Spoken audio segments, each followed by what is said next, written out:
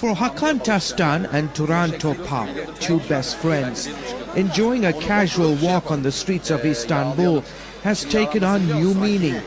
In the next couple of months, the two converts from Islam to Christianity could face the prospect of spending the next 3 years behind bars. But we are not afraid because we know that our love for Jesus Christ takes away all of our fears. Even if we die, we will be rewarded in heaven with eternal life.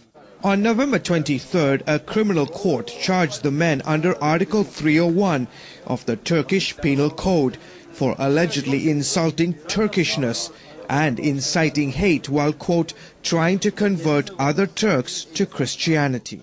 We are not guilty, but yes, we do share our faith because the Bible tells us that we are free to talk about the love of Christ to anyone who asks for it. Article 301 has been widely criticized by human rights groups for restricting freedom of speech.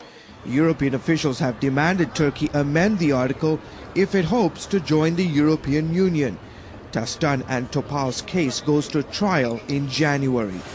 The status of Christians in Turkey has long been difficult. Converts here are often viewed as spies for America. Those caught sharing the gospel are often detained. And those who convert to Christianity are accused of betraying Turkish heritage. We are all Turks and proud of it. God created humans in His likeness, including the Turkish people. Turkey is a secular republic and the constitution provides for freedom of religion. Still, Christians face discrimination. Non-Muslims are barred from joining the police force or the military. Top government positions are off limits to them. Ironically, Christianity has deep roots in what is today Turkey. Right behind me is the Grand Hagia Sophia.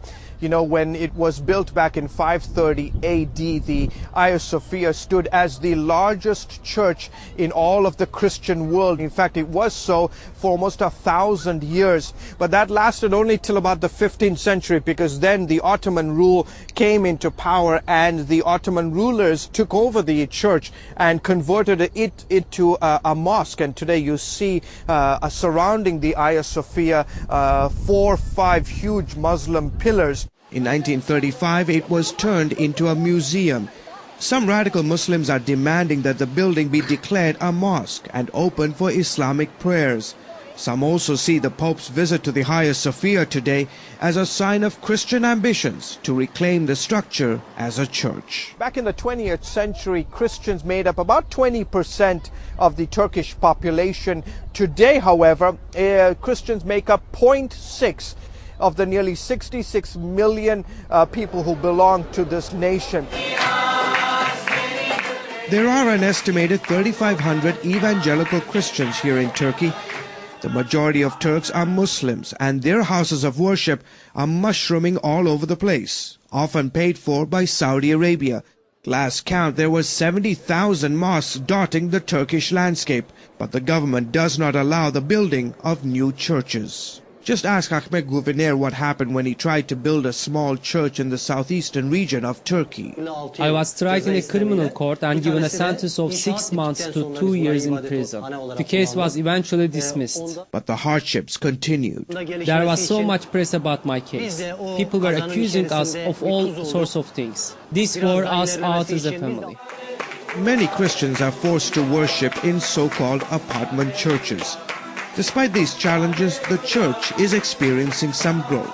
We see more young people who are becoming Christians. Internet evangelism, Bible distribution, showing the Jesus film and Christian programs on satellite television are exposing people to the gospel.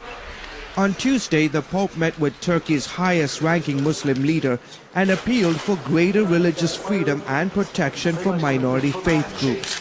The pontiff said guaranteeing such rights are needed for building a just society.